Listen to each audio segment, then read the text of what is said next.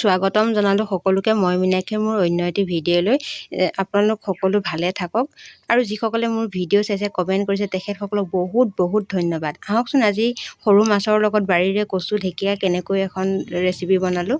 সেয়া দেখিছেনে, ক'লা কচু আৰু বাৰীৰে সেয়া ভেদাইলতা আৰু নৰসিংহ পাতো কেইটামান লৈ লৈছোঁ। মানে জাল তৰকাৰী বুলিবলৈও নোৱাৰি, শাকৰ তৰকাৰী বুলিবলৈও নোৱাৰি। তাৰ বাবে কচু ধুই লৈ ধুনীয়াকৈ কাটি ল'লোঁ আৰু সৰু মাছখিনি ধুনীয়াকৈ ভাজি ল'লোঁ।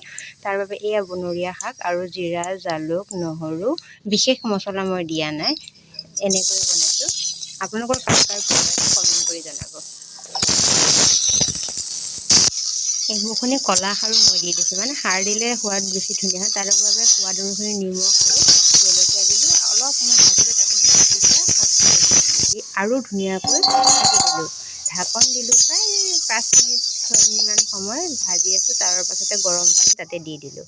দি দিয়াৰ পাছত দেখিছেনে কিমান ধুনীয়াকৈ উতলিব লৈছে আৰু তাতে উতলি থাকোঁতে মই মাছখিনি দি দিলোঁ। ইমান ধুনীয়া যে গন্ধ এটা আহিছে, মানে জাল তৰকাৰী বুলিবলৈ নোৱাৰি আৰু শাকৰ তৰকাৰী বুলিবলৈ নোৱাৰি। খাই মেলি মোৰ তৰকাৰীখিনি হৈ গৈছে। আশা কৰোঁ ভিডিঅ'টো চাই ভাল পালে, তেনেহ'লে লাইক কমেণ্ট কৰি দিব বা